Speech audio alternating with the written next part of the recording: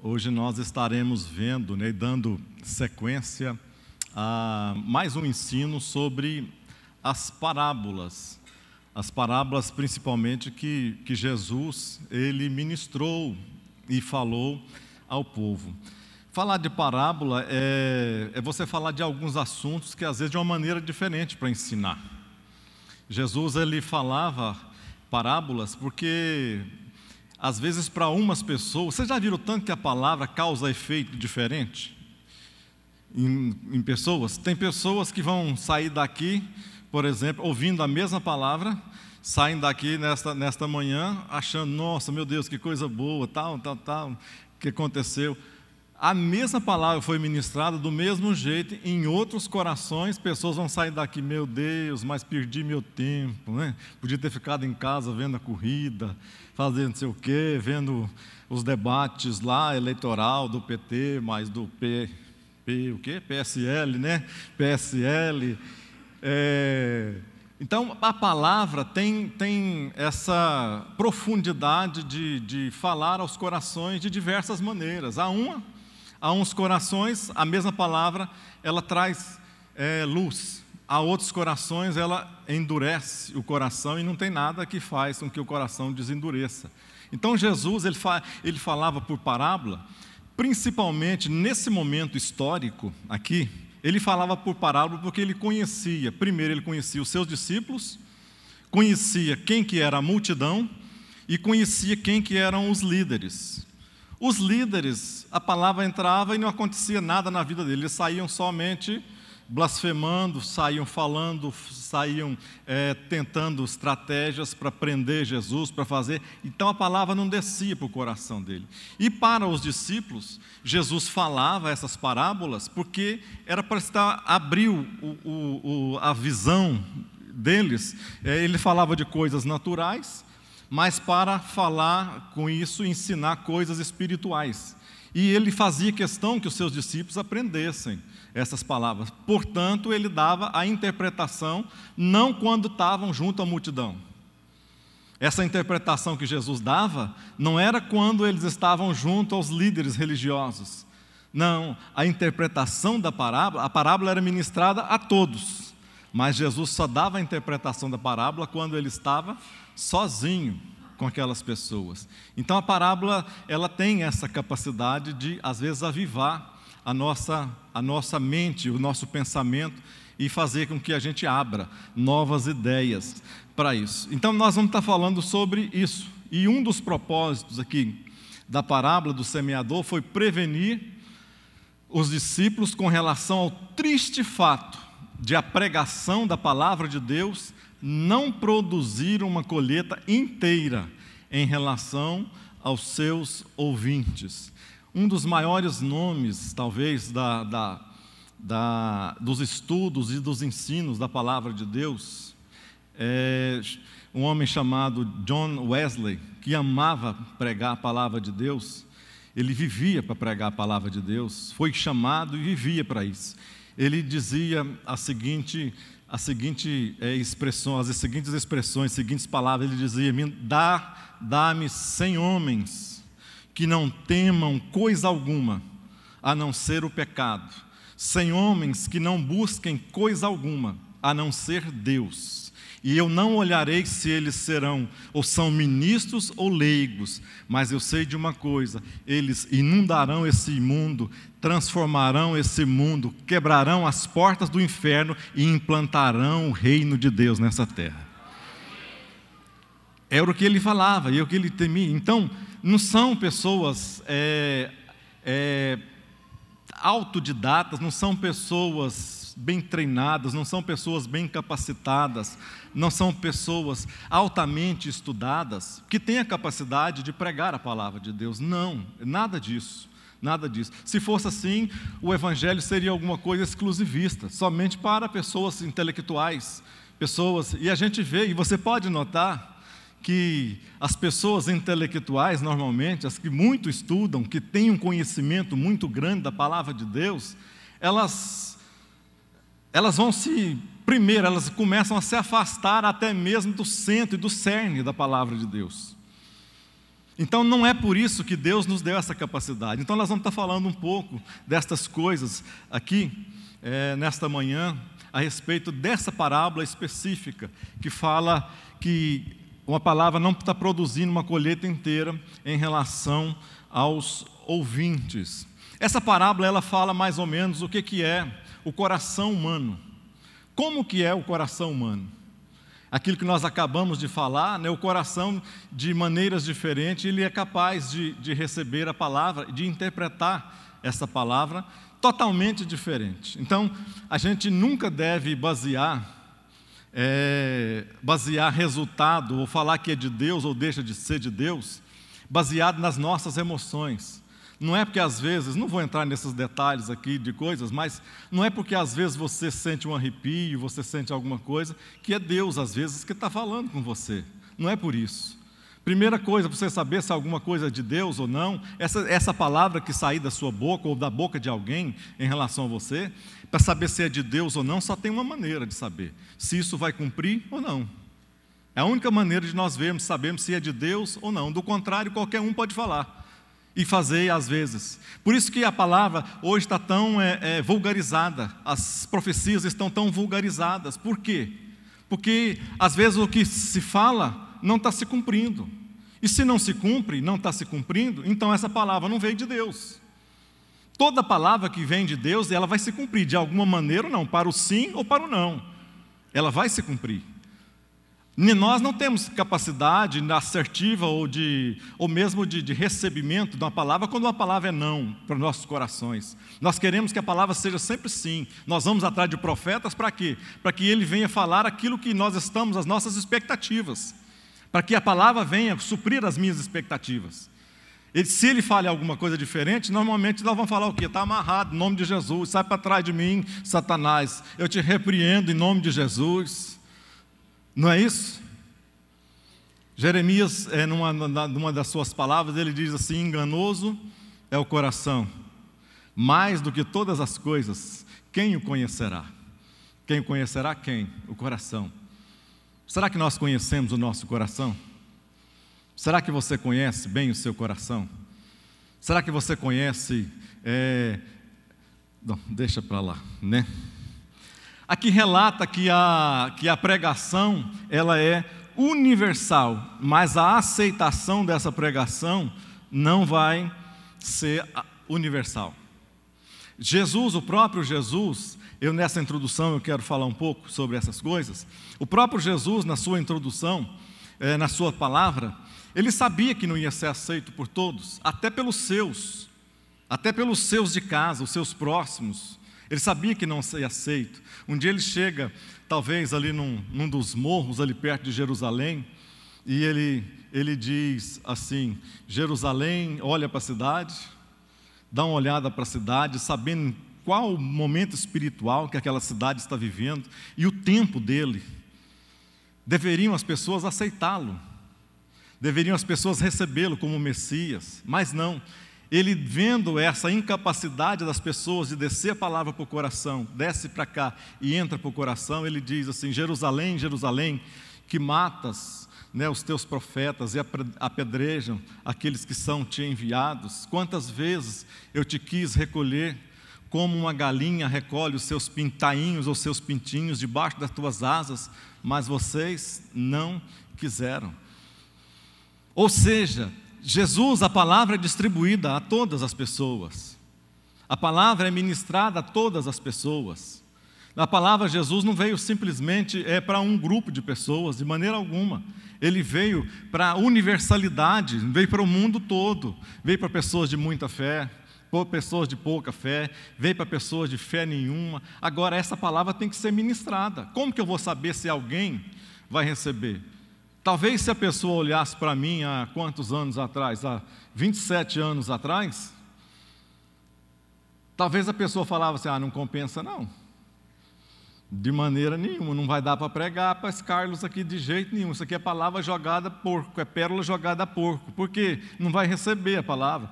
Porque, pela maneira que ele está conduzindo, pela maneira que ele age, pela maneira como ele trata as pessoas, trata os pastores, trata quem mexe com Bíblia. Então não vai aceitar. Então, baseado nessas palavras, eu não vou pregar essa palavra para ele, porque eu sinto que essa pessoa não merece.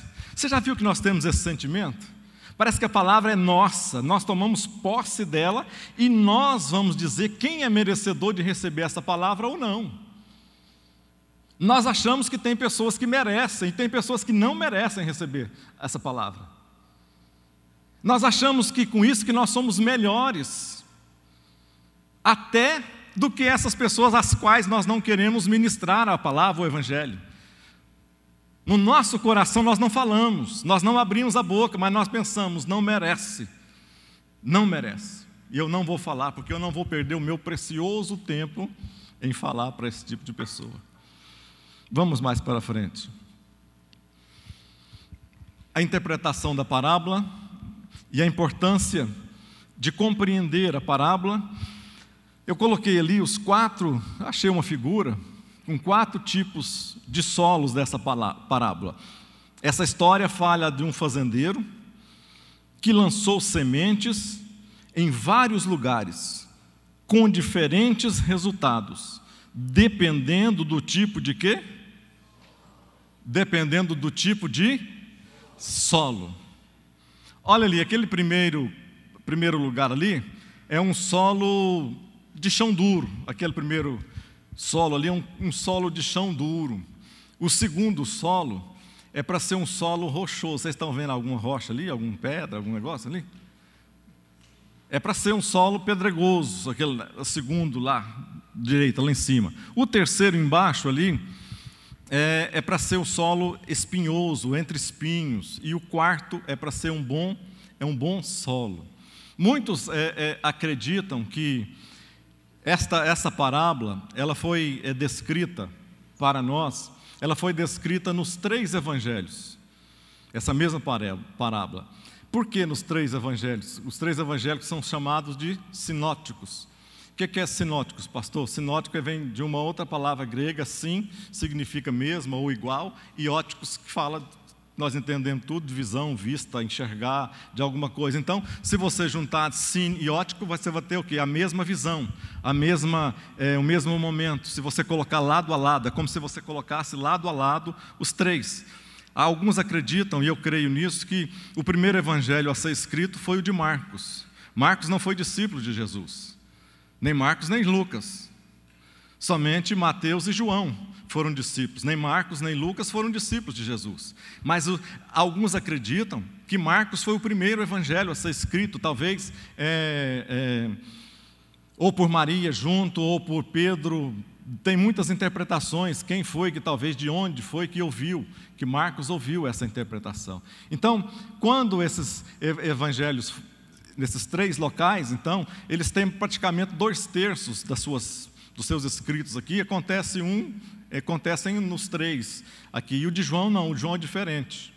Parece que o de João ele tenta captar, como foi escrito depois, parece que ele tenta escrever aquilo que os outros ainda não tinham escrito.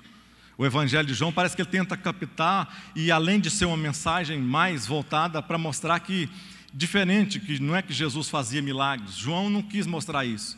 João não quis mostrar que ele veio para os judeus, como o Evangelho de Mateus, não de Marcos, que veio para os romanos, nem para o de Lucas, né? Então, João quis mostrar que um evangelho centrado basicamente em Jesus, não um Jesus homem, mas o Jesus como Filho de Deus. Então, tudo que João fala, todas as palavras de João, e você vai ver o evangelho mais bonito que tem, que eu acho, de você ler a espiritualidade desse evangelho, ele tentar mostrar que Jesus é o Filho de Deus. Então, quando a gente olha estas parábolas aqui, essas 4 tipos de solo aqui, a gente vai notar uma coisa. Nós vamos notar que o solo é diferente, mas a semente é o quê? É a mesma semente. Aqui fala do reconhecimento entre a palavra de Deus seus ouvintes e o resultado desse encontro. Fica claro que o segredo da fertilidade, que é a capacidade de produzir, está na relação entre a palavra, que é a semente, e o tipo de solo, que é o quê? O coração que ela... Então, a infertilidade não é pela falta da palavra, a semente, mas é pelo quê? Pelo tipo de solo. Ou seja, mesmo a gente lançando a palavra, a melhor palavra que existe, ainda assim, depois de ouvir a palavra, muitos corações ainda podem se tornar, o quê? De que maneira? Infrutíferos. Por causa de quê? Porque elas estão baseadas nos 3 primeiros solos, dali que nós falamos. Ou seja, se a gente for encontrar, se a gente olhar dentro da igreja, dentro da própria igreja aqui, nós vamos ver que existem esses solos, e a gente pensa simplesmente que os solos é para outras pessoas, é para pessoas de fora. De maneira alguma. Esses solos estão dentro da igreja também, estão arraigados aqui dentro da igreja também. Jesus, ele diz uma palavra aqui, que toda semente para ela germinar, ela precisa de morrer. Ele diz: se o grão de trigo não cair no chão e não morrer, ele não vai dar fruto. Você já viu quando a gente semeia? Eu fui agricultor por muitos anos, vários anos. Se você não tiver fé para semear, é alguma coisa, é indescritível.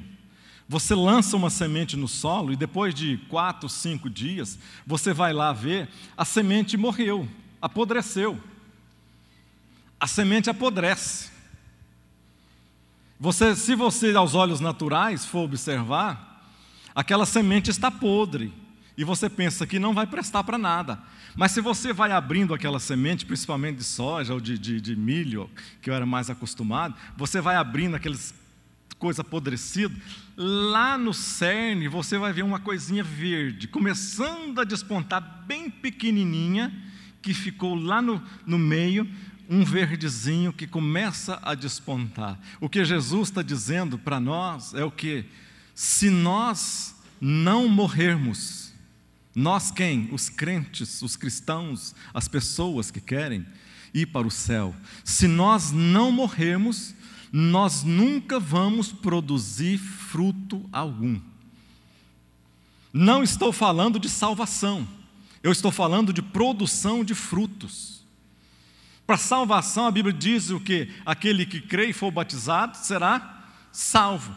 Mas em termos de fruto, a Bíblia diz que se nós não morrermos, nós nunca teremos a capacidade de darmos fruto.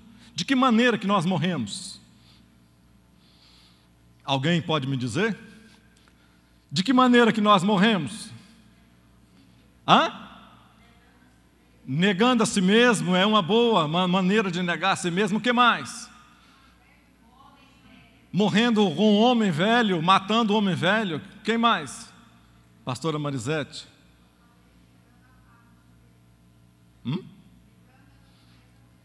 Negando a natureza velha, fazendo a negação. O que mais? Batalhando contra os frutos da carne, fazendo a vontade de Deus. Isso é fácil de fazer, irmãos? Mas não é impossível. Fácil não é. O que a nossa geração está fazendo? O que a minha geração está fazendo? E principalmente os filhos dos meus filhos, ou a geração mais nova, da idade desses meninos aqui assim, de 30 anos, não eles, mas da idade deles, 30 anos para baixo, 18, 15, 18 anos a 30 anos de idade. O que essa geração está fazendo? Está morta. Não se preocupa mais com o evangelismo, não se preocupa mais em anunciar a palavra de Deus, não se preocupa mais em ser testemunha, não se preocupa mais com outras pessoas, só se preocupa com ele, com o umbigo, e quando lá se preocupa. Será que nós estamos fazendo a coisa certa? Será que foi para isso que Jesus nos salvou? Será que foi para isso que ele morreu naquela cruz do Calvário? Será que foi para isso que ele deu a sua própria vida? Para que nós simplesmente assistíssemos filme, vendo ali o sofrimento de Cristo, e que nós pudéssemos simplesmente falar, tadinho, mas que coisa terrível, como que eles falaram, como eles fizeram isso para Jesus? Eu já contei para vocês, né, que eu e a Marisete, um dia nós fomos no cinema escondido. Nosso pastor não gostava muito que a gente fosse para o cinema. Eu era o vice dele. Fiquei 18 anos lá com o pastor Gentil, e eu era o vice dele. E ele não gostava, quer dizer, foi a maneira que nós fomos educados. Ele não gostava que os obreiros fossem no cinema. Aí um dia eu falei para ele, pastor, eu vou no cinema. Ele falou, tu está doido? Eu falei, vou, pastor, só me libera? Libero. Aí eu fui e falei, mas vou escondidinho, ninguém vai me ver, só pode ficar tranquilo. Ninguém vai me ver. E assim eu fiz, cheguei por último, mas a Marisete, era o filme de Jesus. Aquele Hã? Isso, Mel Gibson, muito antigo. Paixão. Chegamos no último, quando o cinema já estava todo apagado, ninguém nos viu. Graças a Deus, assistimos o filme, tranquilo, terminou o filme, vamos ficar mais para o final também, embolar no meio das pessoas? Vamos. Estamos lá, eu e a Marisete saindo emboladinho no meio do povo, lá no final, quando nós estamos assim andando, eu meio de cabeça abaixo, levanto a cabeça, uma pessoa vindo ao meu encontro, com um microfone na mão.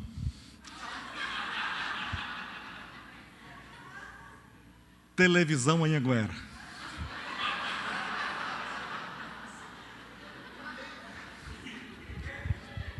Por favor, senhor, por favor.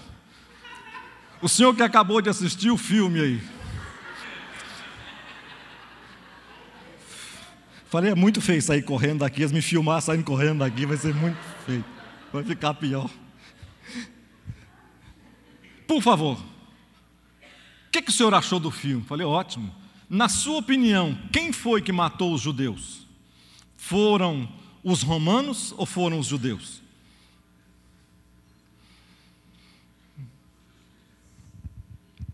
Eu respondi para ele, na minha opinião, não foram nem os romanos e nem os judeus.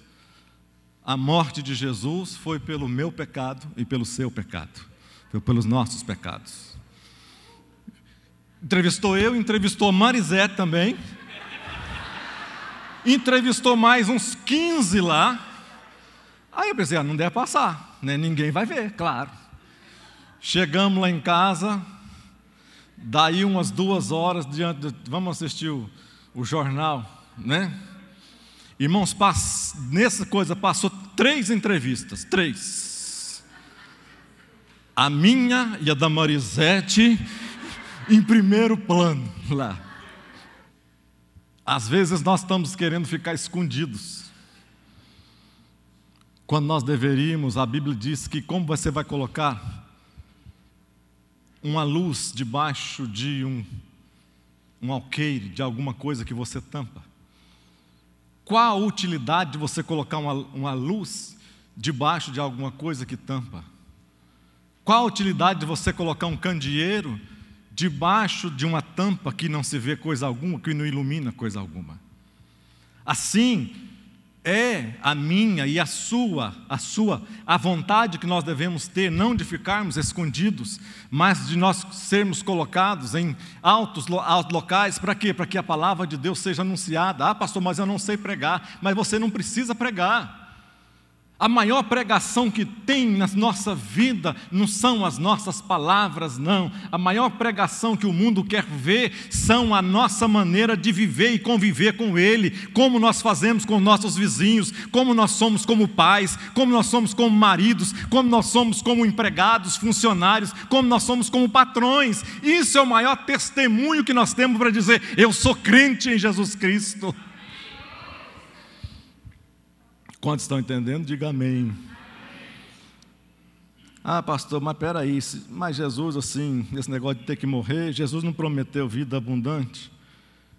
Ele prometeu, mas não antes da morte. Primeiro morte, depois vida abundante. As coisas de Cristo são meia diferente, meia invertido. Ele diz que quem acha a sua vida vai perder. E quem acha que perdeu a sua vida vai encontrar, vai achar. A parábola é baseada em 3 coisas: o semeador, a semente e o que mais? No solo. Vamos falar um pouquinho do semeador. O trabalho do semeador é colocar a semente no solo. Uma vez que a semente for deixada no celeiro, olha só, uma vez que a semente for deixada no celeiro, nunca produzirá uma safra. Por isso o seu trabalho é importante. Bata no seu peito assim e diga assim: o meu trabalho na obra de Deus é importante. Você crê nisso?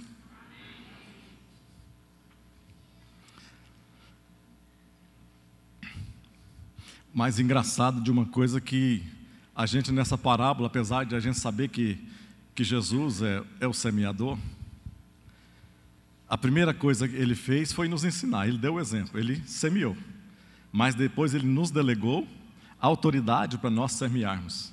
Uma coisa que me chama a atenção nessa parábola, ela não tem nome, não tem uma pessoa. O semeador não tem nome.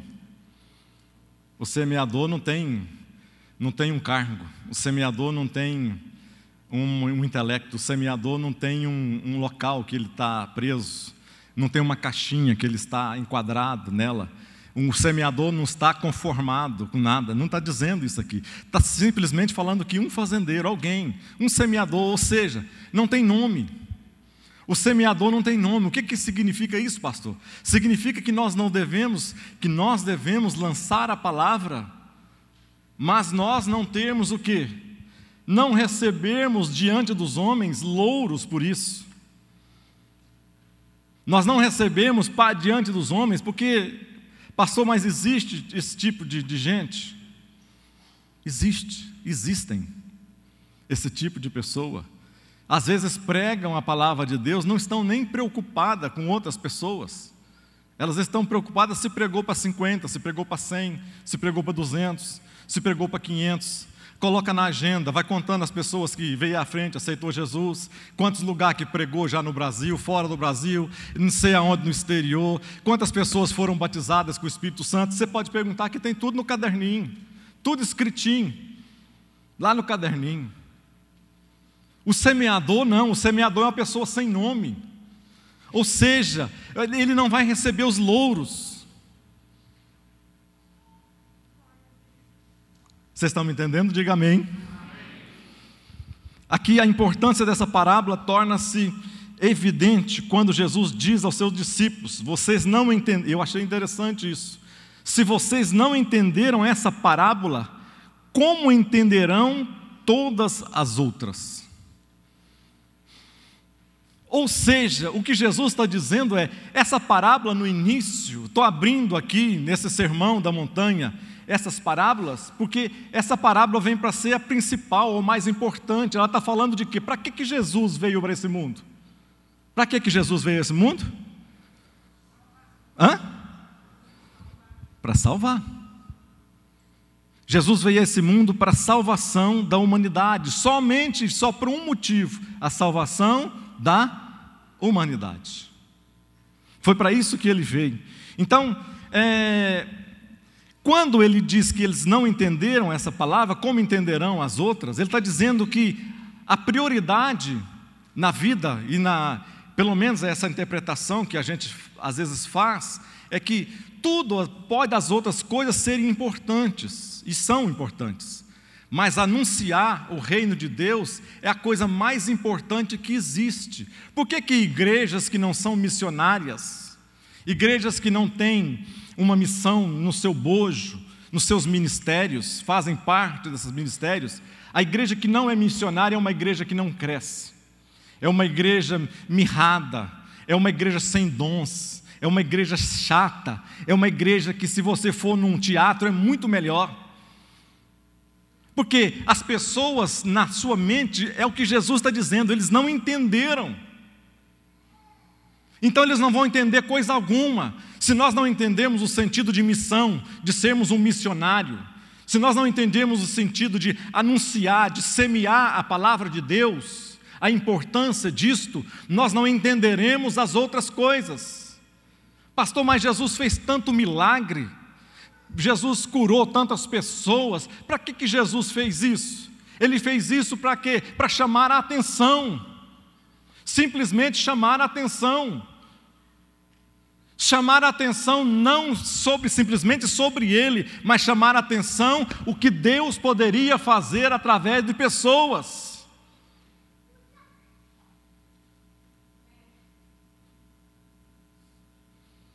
Quantos aqui já curaram alguém?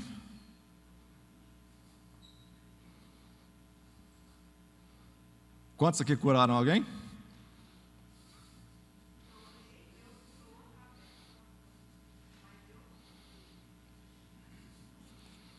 Nós não curamos ninguém. Nós não curamos ninguém, pessoa alguma, nós não temos essa capacidade. Para isso, Deus deixou os médicos. Os médicos têm essa capacidade de curar pessoas. Nós não. Mas agora, se nós, eu não vou a ti, como diz o Davi contra o Golias lá, o quê? Eu não vou a ti com lança e com espada, mas eu vou contra ti em nome do Senhor dos Exércitos. Se a minha oração, nesses pedidos que são feitos aqui, não for simplesmente uma oração vazia, fútil, sem nada, se eu orar crendo que essas pessoas receberão milagres, vai acontecer milagres aqui nessas orações. Pastor, mas eu não presto, eu não valho nada. Pastor, tem dia que eu oro e falo assim, Jesus me leva porque eu não presto. Foi o que Pedro fez, não foi o que Pedro fez? Jesus, afasta-te de mim, que eu sou pecador, sou indigno, não fica perto de mim que eu sou um cara irado, nervoso, no trânsito eu dou fechada nos outros, qualquer coisa comigo olhou, Jesus, se o nego olhar para mim assim de 8 eu arranco a faca, qualquer coisa eu corto a orelha, não corto o pescoço porque não deu tempo. Mas se você ajoelhar, falar com Deus, pedir perdão para Deus, se humilhar, reconhecer os seus pecados, as suas limitações, as suas fraquezas, as suas futilidades, as suas inutilidades diante de Deus, saiba de uma coisa, Ele vai te pegar, Ele vai te levantar, Ele vai te restaurar, Ele vai fazer de você alguém que vai orar, mesmo sendo falho, você vai colocar as mãos nos enfermos e eles serão curados. Jesus nos capacitou para exercermos 2 tipos de trabalho na sua obra, o de semeador e o também de ceifeiro. Eu coloquei um versículo aqui que, lá em João 5, 3, do verso 36, ele está dizendo assim, não dizeis vós, Jesus dizendo, ainda há 4 meses até a colheita? Eu porém vos afirmo, olha só, Jesus dizendo, erguei os olhos e vede os campos, pois já estão brancos para a colheita. Aquele que ceifa, recebe o seu salário e colhe frutos para a vida eterna. E assim se alegram juntos o semeador e o ceifeiro. O que isso fala conosco? Fala que muitos cristãos vão entrar no céu, mas vão entrar no céu assim, no limite. Você já viu aquelas provas de Enem? Aquelas provas de Enem, assim, quando é para fechar 8 horas a porta, e que a pessoa vem, está faltando 3 segundos, 2 segundos, a pessoa vem tropeçando, cai no portão fechando, cai lá dentro, e o outro que vem atrás dele não entra. Tem cristão que vai ser mais ou menos desse jeito, vai entrar no céu assim que nem ele vai entender por que ele está fazendo lá dentro. Ué, mas eu estou aqui? Que isso! Vai ser surpresa para muita gente estar no céu, assim como vai ser surpresa para muita gente ficar de fora do céu. Para que serve o nosso trabalho de evangelização neste mundo? Não é para a salvação da nossa vida, nós somos salvos, nós estamos salvos. A evangelização deste mundo é para as pessoas que ainda não conhecem a Jesus. Tem um escritor que diz assim: é muito fácil eu amar a pregação, eu amar a palavra de Deus, mas é muito difícil eu amar as pessoas a quem essa palavra deve ser atingida. É muito fácil eu gostar da pregação que está sendo ministrada aqui, mas é muito difícil eu olhar para o lado e saber que tem alguém que precisa dessa palavra. Eu sei que precisa dessa palavra, e eu não ter a capacidade de falar uma única coisa, uma única oração, um único abraço, uma única palavra de aconselhamento, uma palavra para tirar do buraco, e eu sei que essa pessoa está caminhando para lá. E o que isso fala então conosco? Fala de comodidade. Nós estamos com comodidade, nós estamos vendo que as pessoas estão caminhando para o inferno, estão indo direto para o inferno, e nós não estamos fazendo coisa alguma. Pastor, mas eu estou salvo. Eu sei, mas Jesus não veio só para você, querido, querida. Jesus veio para todos, veio para toda a humanidade, e não vai ter como, se eu morrer, assim como, um dia eu preguei sobre isso aqui, eu acho, assim como o mecânico foi feito para o carro, assim como o padeiro foi feito para fazer pão, assim como o farmacêutico foi feito para desenvolver medicamentos, assim como várias profissões específicas, que nós precisamos, sem ela nós não vivemos, sem o resultado dos frutos do trabalho das mãos do advogado, nós não vivemos. Da mesma maneira nós fomos criados, eu e você, nós fomos criados com um propósito específico só, depois de salvos, porque nós nascemos de novo. Quando nós aceitamos a Jesus como Senhor da nossa vida, nós nascemos de novo. Então ali eu nasci, e essa recriação ou criação nova, espiritual, só tem um motivo. Agora, além de eu ir para o céu, eu levar pessoas também comigo, ir para o céu comigo. Não tem outro motivo. Uma boa semente é o fundamento para a produtividade espiritual, e que a palavra de Deus é a chave para produzir fruto, quando o solo do nosso coração for apropriado. Olha o tanto que a palavra de Deus ela é tremenda. Isaías já anunciava esse poder tremendo disso. Isaías 55, 10 e 11 diz assim: porque assim como desce a chuva e a neve dos céus, e para lá não tornam, mas regam a terra, e a fazem produzir e brotar, e dá semente ao semeador, e pão ao que come. Preste atenção, vocês viram todos esses frutos que aconteceram aqui até agora? Essas palavras, ele está dizendo, e ele compara: assim será a palavra que sair da minha boca, ela não voltará mais para mim vazia, antes fará o que me apraz, e prosperará naquilo pela qual eu a enviei.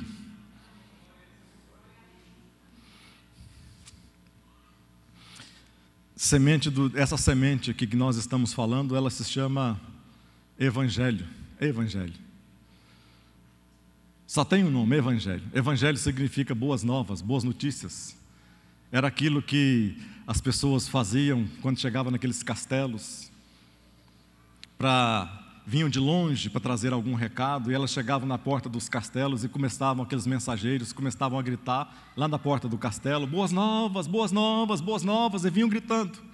E chegavam à porta, as pessoas já abriam, porque sabia que o rei queria receber aquelas notícias, boas notícias. Então o Evangelho é exatamente isso, a boa notícia, as boas novas. É alguém que nunca às vezes abriu os olhos, abriu o coração para coisa alguma, e nós falarmos uma palavra simples, e o Espírito Santo abre o coração dessa pessoa e transforma a sua vida, transforma a sua alma, transforma a sua maneira de viver, transforma a sua maneira de falar. A coisa mais difícil que eu acho que no crente, irmãos, vocês me imaginam falando palavrão? Xingando, muito xingamento, aquelas palavras pesadas, sem graça, mas não sei o quê, aqueles negócios pesados. Meu pai era um homem dessa maneira, falava muito pesado, e palavras, xingava as palavras horrorosas, e eu aprendi com ele. Então, quando eu me converti, foi difícil, mas o Espírito Santo de Deus, ele foi trabalhando, foi mudando, modificando, foi transformando o meu interior, a minha boca, as minhas ações externas, mas principalmente começou a transformar as minhas internas, as coisas internas na minha vida, na nossa vida. É o que a palavra, o que o Evangelho, o que as boas notícias fazem em nós. Ele começa a gerar algo, começa a trazer novidade, começa a acontecer, o Espírito Santo começa a trabalhar em nós, e quando Ele trabalha em nós, algo acontece no nosso interior. Boas novas. Vamos mais para frente. Graças a Deus por isso, graças a Deus. Olha os solos, vamos entrar nos solos aqui, vamos falar um pouquinho dos solos, nesses minutos aqui. O solo duro, aqui está falando do primeiro tipo de solo, agora. Solo duro e compactado. O solo duro e compactado da estrada impediu que as sementes penetrassem, fazendo com que elas ficassem na superfície, estando expostas às aves. Agora nós vamos estar falando dos solos, né, desses tipos de solo. É talvez a parte mais difícil, porque o solo mexe com cada um de nós, como nós somos, como nós agimos. O solo fala de cada uma das nossas atitudes, o solo fala cada uma das nossas decisões, o solo fala daquilo que nós pensamos, mas principalmente daquilo como nós agimos, depois de receber alguma coisa. Hebreus 3, 7, 8 diz assim: portanto, diz o Espírito Santo, se ouvirdes hoje a voz do Senhor, não endureçais os vossos corações. Muitas pessoas se identificam com o segundo solo, ou o terceiro solo, principalmente, o solo espinhoso e o solo rochoso. Tem muitos cristãos que se identificam com esse tipo de solo. Eu sou meio espinhoso às vezes, sou meio rochoso às vezes, mas poucos não se identificam com esse solo aqui duro, com esse duro. Quem são as pessoas que não se identificam com esse solo duro? Esse solo aqui não entra coisa alguma, semente alguma. Esse solo você pode semear a vida toda, ali que ele não vai frutificar, não vai fazer nada. Por quê? Porque ele é duro, compacto. Não acontece nada. Aí a semente fica lá por cima dele muitos dias, 1 dia, 2 dias, 3 dias, 5 dias, 10 dias, até que vem a ave e vai lá e arranca da lá de cima e come aquela semente. Quem são esses tipos de crente? Cristãos, o que? Casca grossa, né? Cristão jabuti, cristão... Não é fácil fazer isso. Não é do dia para a noite, mas tem um processo. A primeira coisa para o nosso solo ser transformado, primeira coisa que eu devo fazer, orar a Deus, ler a sua palavra, que é aonde que é semeado e aonde traz essa semente. E a terceira coisa, pedir que o Espírito de Deus vai fazendo isso na nossa vida. E no nosso dia a dia, as nossas ações vão sendo mudadas, vão sendo transformadas. Eu não amava, começo a amar. Eu não chorava por coisa alguma, começo a chorar. Não adianta eu cobrar da minha esposa a mudança, a transformação dela nas áreas. Às vezes eu brigo com ela, mas você não muda nunca, você parece a sua mãe. Meu Deus do céu, que coisa terrível, você não vai mudar nunca. Com 30 anos de casado, 34 anos de casado, você não muda. Mas ninguém muda ninguém. Eu não consigo te mudar, posso ficar 10 anos conversando com você às vezes e não consigo te mudar. Mas se a palavra de Deus entrar na minha vida, e se a palavra entrar na vida de qualquer pessoa, essa pessoa vai ter o seu coração mudado e transformado, e quem está perto dela vai começar a ver essa mudança.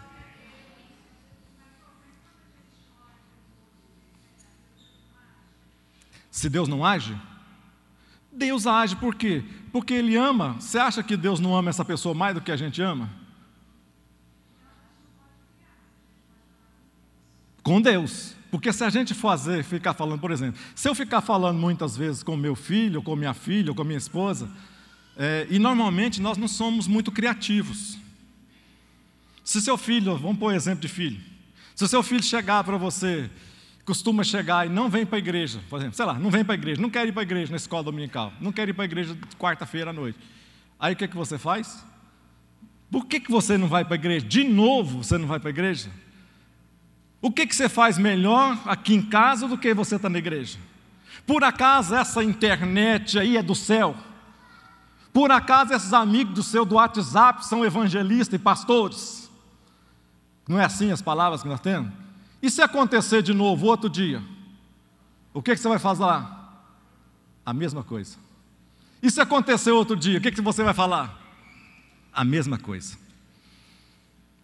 E as repetições, as mesmas coisas, preste atenção numa coisa: nós nunca atingiremos o coração de pessoa alguma com as mesmas palavras que a gente pronuncia, nunca. Se eu quero que a palavra abra o coração, não é que eu vou mudar, que a pessoa abra o coração, eu tenho que ter uma palavra diferente para poder alcançar o coração dessa pessoa, principalmente uma palavra de amor, principalmente uma palavra que ela não está esperando. Ela está esperando uma bronca terrível, fez alguma coisa errada, ela está esperando que vai ser repreendida, ela está esperando que vai ser colocada de castigo, vai ficar 6 meses sem ver celular, é o que ela vai esperar de você. Como que você vai atingir o coração dessa pessoa, principalmente? Quando ela chegar para você e você fizer algo totalmente diferente do que é normal você estar fazendo. Tipo, um abraço, sem motivo, vem cá, ao invés da bronca. Eu sei que Deus vai dar vitória para você, vai dar vitória para mim, vai dar vitória para o nosso lar, vem cá. Deixa eu te abraçar, porque eu sei que você é mais forte do que isso, sei que você tem mais, você é uma pessoa de caráter, uma pessoa de índole, e você vai vencer, e a sua vitória é a minha vitória, vem cá. É assim que nós vamos conseguir vencer, é assim que nós vamos conseguir ser vitoriosos. Quantos estão me entendendo? A Morisete quer terminar. Quem fez essa pergunta sobre a questão de converter? Eu vou falar em rápidas palavras, porque quando eu converti, o Carlos não converteu. E ele tinha jogo de tênis, eles eram 40 sócios nessa associação goiana de tênis. E quando eu comecei a ir para a Donep, com as minhas cunhadas, ele ia para o tênis toda segunda-feira. E eu comecei a orar e não cobrar, não falar mais nada. Falei, ó, a partir de hoje você pode fazer o que você quiser, você é livre, mas eu vou para a igreja com nossos filhos. Mas eu continuei orando, mas de boca fechada, porque quando a gente libera a palavra, a gente não recolhe ela de volta, né? Então, sabedoria no falar. E daí eu orei e pedi para o Senhor que se Ele tivesse um plano de salvação com o Carlos, que eu queria ser o mesmo espírito com ele, a mesma carne. Aí ele chegou um dia e falou assim, você hoje não vai para a Donep não, que era na segunda-feira. Aí eu falei, meu Deus do céu, por quê? Né? Que eu tinha que orar baixinho, mano, não podia orar alto, porque Deus não era surdo, e assim por diante. Aí, o que aconteceu? Ele chegou em casa e falou que eu não ia, vou lá ver onde você está indo e o que esse povo faz. Falei, e o tênis? Ele falou assim, eu orava para Deus mudar o dia, para ele me acompanhar. Falou assim, não, nós reunimos essa semana e mudou o dia do tênis, agora passou para terça-feira. E foi aí que ele começou a ir comigo para a Donep e da Donep para a igreja. Então, nós, mulheres, temos o hábito de falar demais, irmãs, e cobrar demais. Não cobra, não, fica caladinha, trata com amor, fazia, como que chama? Quando bebia, tira gosto, ficava lá em casa, eu saía junto com ele, eu era crente. Então, tem que vigiar, tem que ter sabedoria e clamar ao Senhor. A sabedoria e o discernimento são duas riquezas que nós precisamos ter na nossa vida. Amém?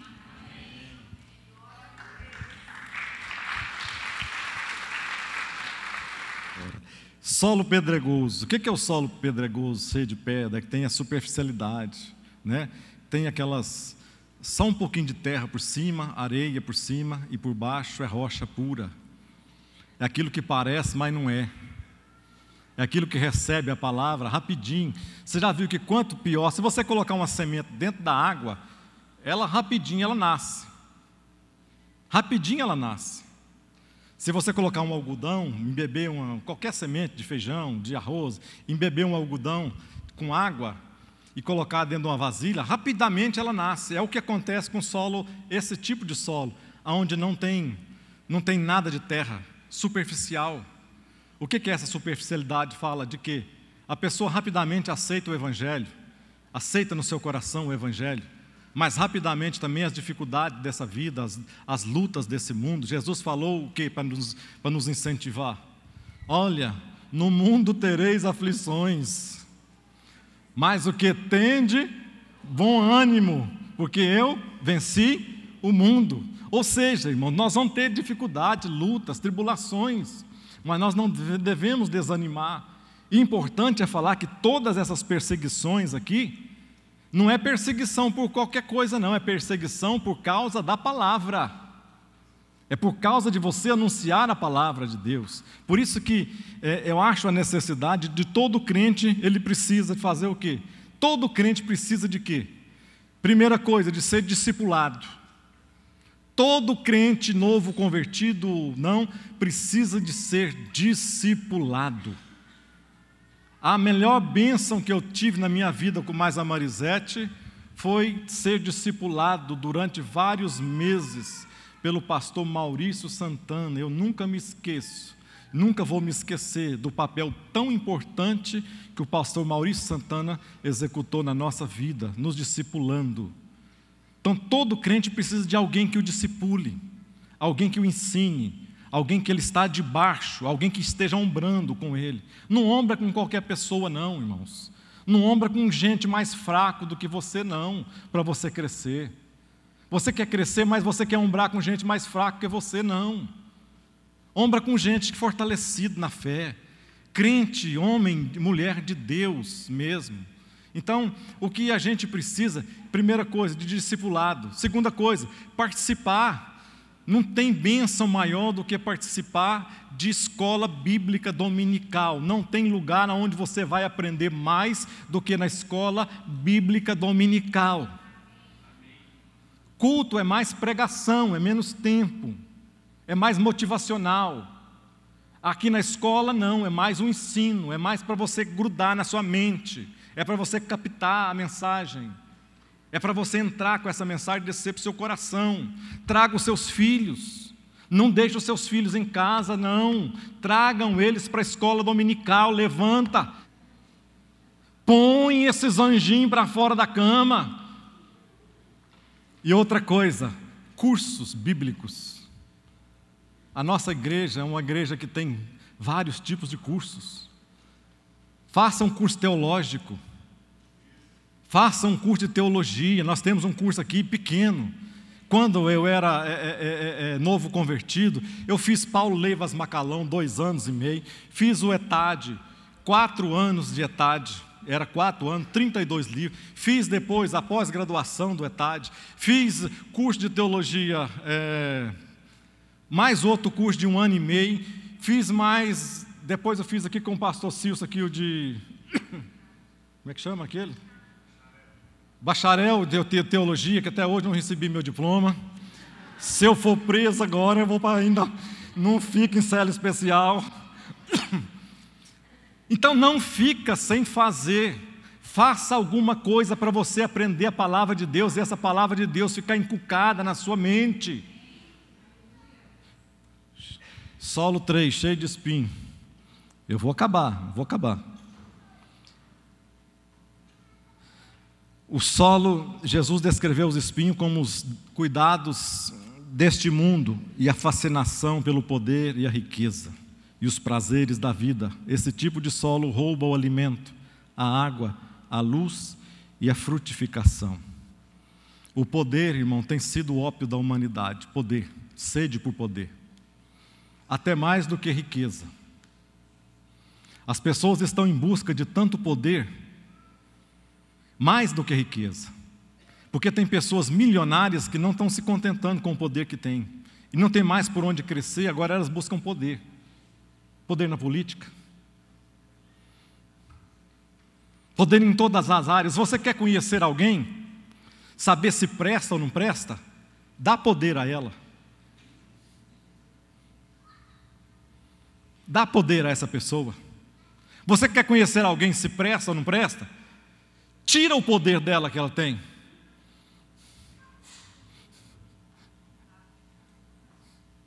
Experimenta alguém está lá em cima. Pastor, tu é o cara que é o líder da escola dominical. Pastor Salmo chega para mim, né? Pastor, tem muitos anos que o senhor é líder da escola dominical. O senhor faz um brilhante trabalho. Pastor, eu gosto muito do trabalho que o senhor faz na escola dominical. Gostaria de te agradecer por todos esses 9 anos que o senhor está à frente da escola dominical, mas Deus tocou meu coração e eu vou colocar o fulano no seu lugar a partir dessa semana que vem. Você quer conhecer alguém, quem é essa pessoa de fato? Dá poder a ela? Ou tira o poder dela? Quais vão ser as reações dessa pessoa? O que vai passar no coração dessa pessoa? Quais as atitudes que ela vai tomar? E o último solo. O que João diz sobre essas coisas? Os cuidados do mundo, fascinação do poder e riqueza e os prazeres da vida. 1 de João diz assim: não ameis o mundo, nem o que no mundo há. Se alguém ama o mundo, o amor do Pai não está nele. Porque tudo que há no mundo, a concupiscência da carne, a concupiscência dos olhos, a soberba da vida, não é do Pai, mas do mundo. E o mundo passa, e a sua concupiscência, mas aquele que faz a vontade de Deus permanece para todo sempre. E o último solo: os que recebem a semente em boa terra são os que ouvem a palavra e recebem, dão fruto, um a 30, outro a 60 e outro a 100. Um pregador famoso chamado George Whitefield, ele cismou da mão que a igreja dele estava muito fria, estava muito sem graça, e ele, durante 3 anos e meio, 4 anos, ele pregou o sermão, pregou o mesmo tema, o novo nascimento, durante quase 4 anos, ele pregou.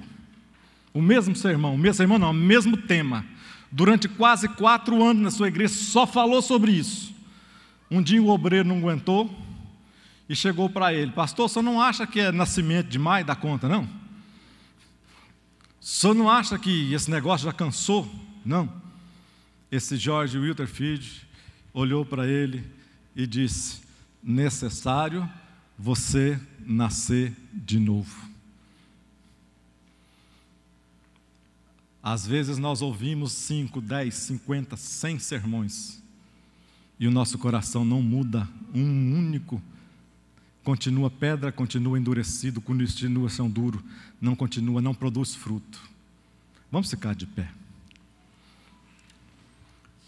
Conclusão: o Evangelho é eterno, porém não temos a eternidade para pregá-lo.